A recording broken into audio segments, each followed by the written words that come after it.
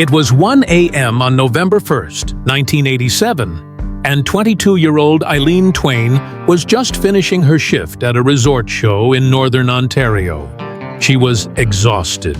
She'd been singing since 8 p.m., 4 hours of performing country covers for tourists who were mostly drunk and barely paying attention. She walked to the small staff room to collect her things. That's when the resort manager found her, his face pale and serious. "Eilleen, there's a phone call for you. It's urgent." She picked up the phone with shaking hands. It was the Ontario Provincial Police. There had been an accident on Highway 69. A logging truck had crossed the center line and hit her parents' car head-on. Her mother, Sharon, and stepfather Jerry were killed instantly. In that moment, everything changed. Eilleen wasn't just a struggling singer anymore. She was now the guardian of 3 teenagers: her sister Jill, 17, her brother Mark, 16, and her youngest brother Daryl, 13. At 22 years old, with barely any money, living in poverty in rural Canada, Eilleen became a mother. Not by choice, by tragedy. She had to feed them, clothe them, get them through school, keep them together as a family, all while grieving the loss of her mother. So Eilleen did what she'd always done when life got impossible. She sang. She took every singing job she could find.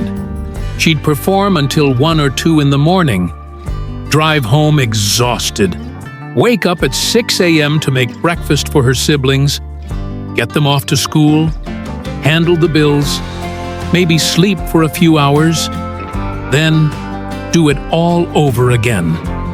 Her own dreams of becoming a recording artist? Those were over.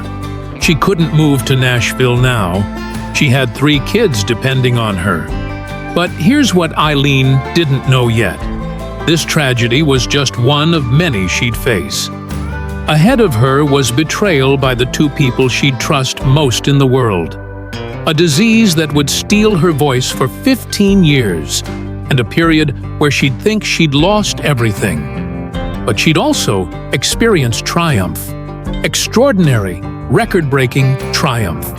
Because Eilleen Twain would eventually change her name to Shania, an Ojibwe word meaning "on my way." She'd become one of the best-selling music artists of all time, with over 100 million albums sold. She'd revolutionize country music. She'd become the best-selling female country artist in history. But the journey from that phone call at 1 a.m. to becoming a legend, it would require more strength and resilience than almost any other artist's story. This is the real story of Shania Twain.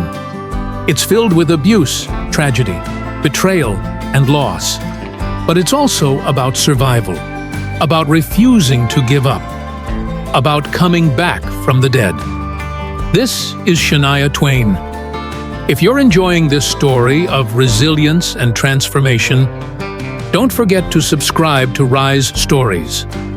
We bring you the real, untold journeys of the world's most iconic figures, the struggles, the failures, and the comebacks that shaped them. Hit that subscribe button and turn on notifications so you never miss an inspiring story.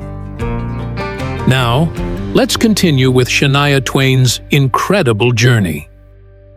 Eilleen Regina Edwards was born on August 28, 1965, in Windsor, Ontario.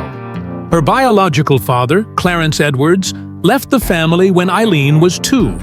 He simply walked out and never came back. Her mother, Sharon, was left alone with 2 daughters and no money. When Eilleen was 4, Sharon married Jerry Twain, an Ojibwe man from the nearby Matagami First Nation. He adopted Eilleen and gave her his last name. But Jerry Twain was violent, unpredictably, terrifyingly violent. Jerry would beat Eilleen for the smallest infractions, sometimes with his fists, sometimes with his belt. sometimes with whatever object was nearby. The beatings were brutal enough to leave marks. "I was afraid of him every single day," Shania later admitted. "I never knew what would set him off." The fear was constant, but the physical abuse wasn't the only horror. There was also desperate poverty. The Twain family lived in a small house in Timmins, Ontario. There were times when the family didn't have enough food, times when the heat was shut off during brutal Canadian winters. Eilleen would go to school hungry, wearing clothes that didn't fit. The other kids bullied her mercilessly. "White trash," they'd call her. "Dirty." Poor girl. Eilleen discovered that when she sang, the pain went away. When she sang, she wasn't the abused, poverty-stricken girl. She was powerful. She mattered. Her mother, Sharon, recognized her daughter's extraordinary talent. Despite having no money, Sharon would drive Eilleen to any opportunity where she could perform. Music became their shared dream, their shared escape. By age 8, Eilleen was performing at community events. By age 13, she was performing in local bars and clubs, singing until 1 or 2 a.m., then going to school the next day exhausted. Those hours on stage were the only times she felt alive, felt safe, felt like herself. In the mid-1980s, Eilleen landed a regular job at the Deerhurst Resort in Huntsville, Ontario. She'd perform from 8 p.m. until midnight or later. The pay was modest, but steady. She was still living at home, still dealing with Jerry's abuse. She dreamed of moving to Nashville, of getting a record deal. But she had no connections, no clear path forward. Then came that November night in 1987. The phone call. The accident. Her parents dead. Suddenly, Eilleen was responsible for 3 grieving teenagers. The authorities gave her a choice: take guardianship, or they'd be placed in foster care, likely separated.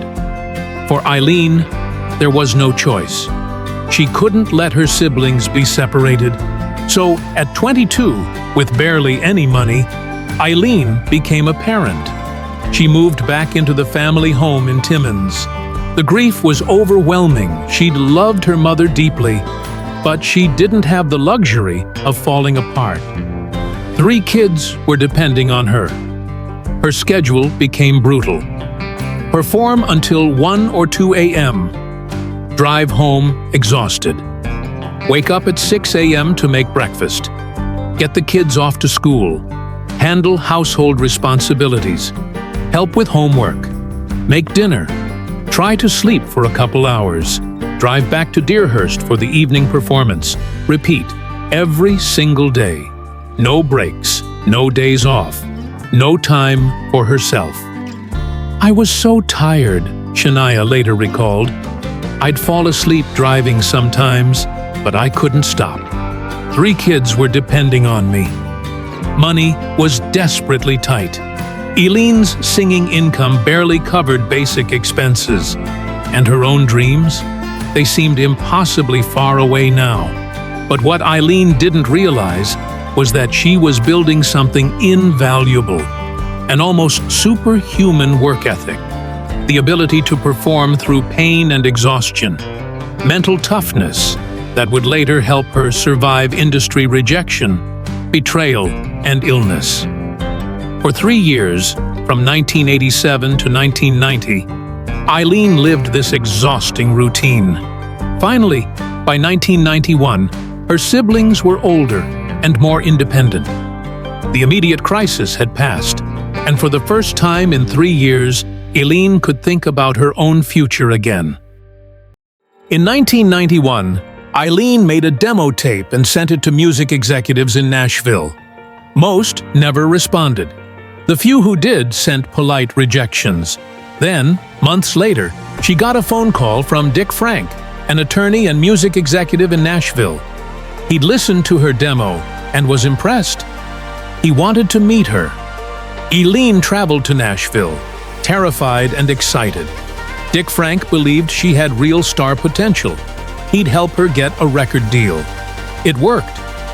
In 1992, Mercury Nashville Records offered Eilleen a recording contract. But there was one condition. She needed a stage name. Eilleen Twain wasn't memorable or marketable enough. She chose Shania, an Ojibwe word meaning "on my way." It honored Jerry's heritage despite his abuse, and it was a promise to herself. She was on her way to something better. Eilleen Twain was dead. Shania Twain was born. In April 1993, Shania's self-titled debut album was released. The critics praised her voice, but the album was a commercial disappointment. Only about 100,000 copies sold. Radio play was minimal. Shania was devastated. She'd finally gotten her shot, and it seemed like she'd blown it. Then Mercury came to her with a risky idea. They wanted her to work with Robert "Mutt" Lange, a legendary rock producer who'd worked with AC/DC and Def Leppard, but had never produced country music. Mercury sent Mutt some of Shania's demos. He listened and called her directly. They talked on the phone for hours, not just about music, but about life, philosophy, their artistic visions. Mutt was impressed by Shania's voice, work ethic, and intelligence. They kept talking, phone calls that would last hours. They'd discuss song ideas, production techniques, lyrical concepts. It was supposed to be professional, but they were falling in love. In June 1993, Mutt flew to meet Shania in person. The chemistry was immediate. By December 1993, they were married. It was fast, but to Shania, it felt right. Mutt believed in her. He was going to help her create the album she'd always dreamed of. Together, they started working on what would become one of the most successful albums in country music history. Creating The Woman in Me was transformative for Shania. Unlike her first album, where she'd followed instructions, Mutt treated her as a creative equal. He encouraged her to write, to tell her own stories. Shania started pouring her life into lyrics, her childhood poverty, her abuse, raising her siblings, her determination to succeed. Mutt's production was revolutionary. He took Shania's country foundation but added pop hooks, rock elements, sophisticated production that made everything sound bigger and more radio-friendly. The Woman in Me was released in February 1995. The first singles did well, but then Any Man of Mine went to #1. The album started climbing not just country charts, but pop charts. By the end of 1995, the album had sold over 4 million copies in the US. It would eventually sell 12 million in the US and 20 million worldwide. Shania Twain was a superstar. But even this success paled in comparison to what came next. In 1997, they released Come On Over. It became a phenomenon. Hit after hit, You're Still the One, Man, I Feel Like a Woman, That Don't Impress Me Much, From This Moment On. The album spent 2 years in the top 10 of the Billboard 200. It became the best-selling country album of all time and the best-selling album by a female artist in any genre. The numbers were staggering. Over 20 million copies in the US alone. Over 40 million worldwide. Shania wasn't just a country star. She was a global pop icon. The midriff-bearing tops, the leopard print, the confident image. Shania created a visual brand that was instantly recognizable.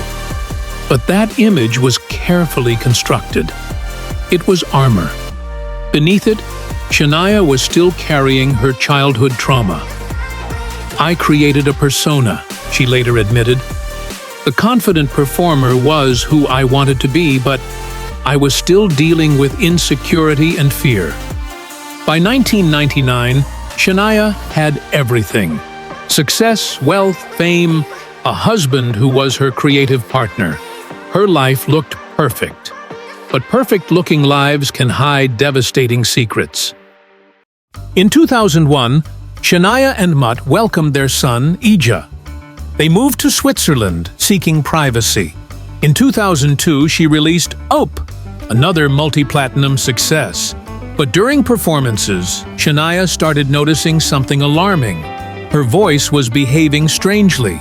Sometimes it would crack. Sometimes it would disappear completely. At first, she thought it was fatigue, but the problems persisted. By 2004, she was frightened.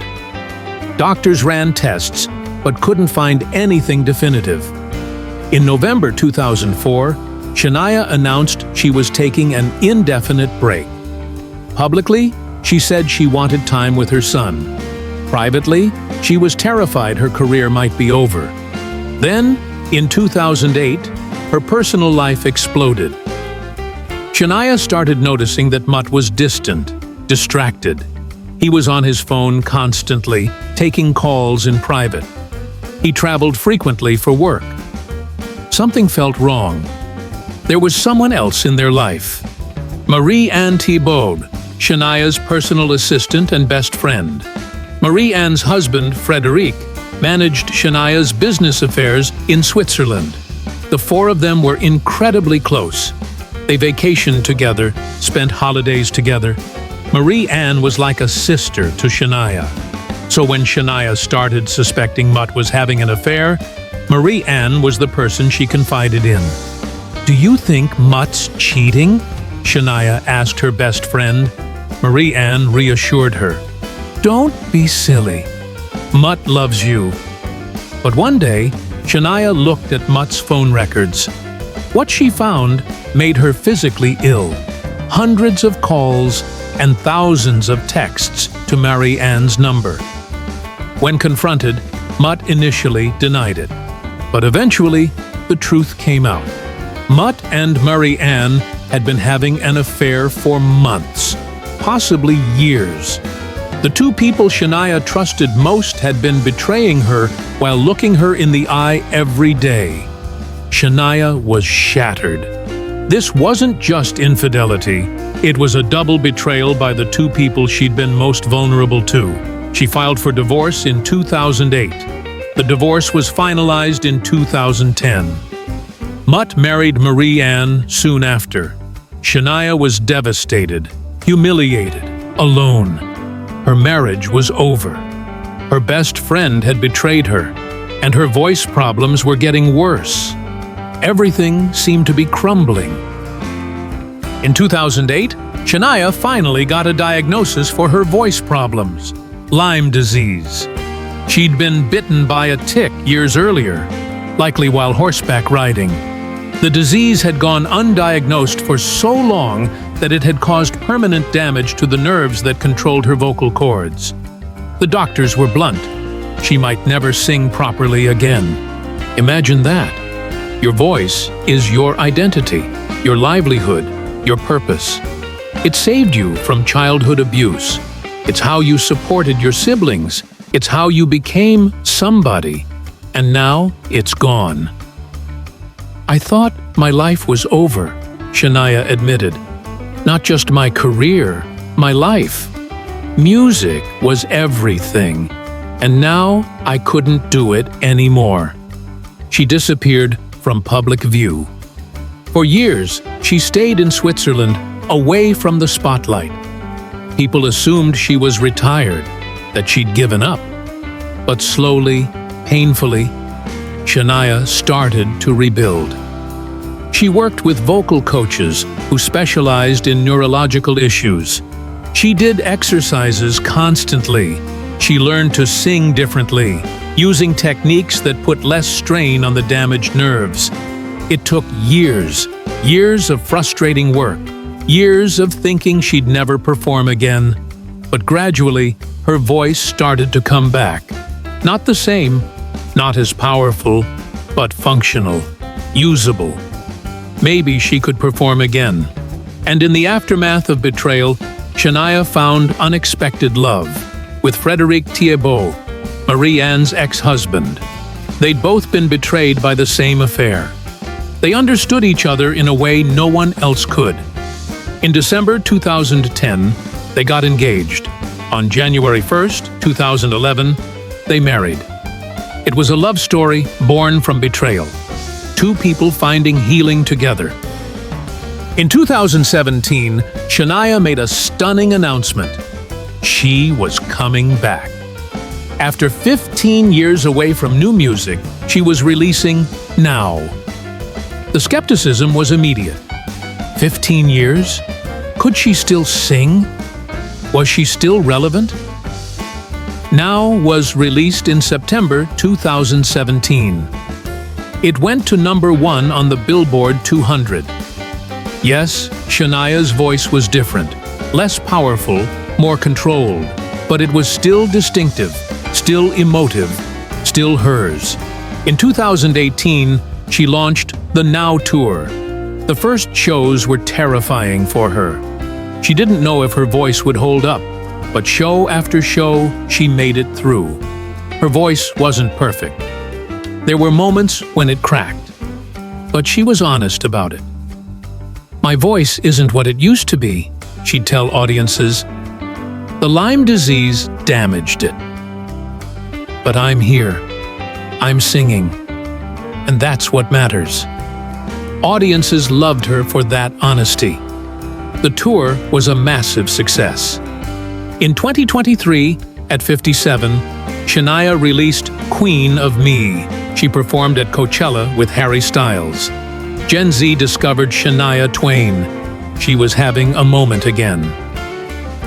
The Queen of Me tour filled arenas. At 58, Shania proved age is just a number. Today, Shania's net worth is around $400 million. She's sold over 100 million albums. She's the best-selling female country artist in history. But more than the numbers, Shania's legacy is about survival. What can we learn from Shania's journey? Trauma doesn't have to define you. Shania experienced horrific abuse, but refused to let it write the rest of her story. Responsibility can be a gift.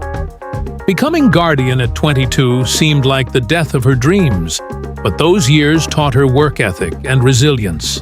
Betrayal doesn't have to destroy you. The affair between Mutt and Marie Ann was devastating, but Shania found a way forward and found love again. Losing your identity can lead to finding your true self. When Lyme disease took her voice, she was forced to develop an identity beyond singer. When she came back, she was more complete. It's never too late for a comeback. 15 years away, and she still came back successfully. If you've been away from something you loved, it's not too late. Strength doesn't mean never being vulnerable. True strength is being hurt and showing up anyway. In 2024, at 58, Shania is still touring, still recording, still relevant. She's working on new music. She's active on social media. She's still married to Frederick, still devoted to her son Eha. When asked about retirement, she laughed. "Retire to what? I love what I do. Why would I stop?" From that phone call at 1 a.m. when she learned her parents were dead to today, 37 years later, it's been a journey filled with more tragedy than most people experience in a lifetime. Childhood abuse, extreme poverty, parent death, raising siblings at 22, industry rejection, the pressure of massive success, betrayal, Lyme disease, 15 years of silence. But through it all, Shania kept going, kept singing, kept believing. Her name means "on my way."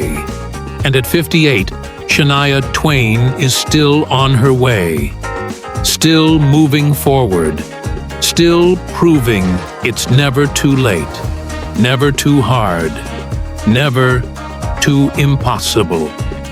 So when life knocks you down, remember Shania. Remember the little girl who survived abuse. Remember the 22-year-old who raised her siblings alone.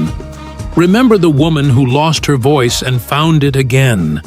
And ask yourself, if she can do it, why can't? Your story isn't over. You're still on your way. So what's your story?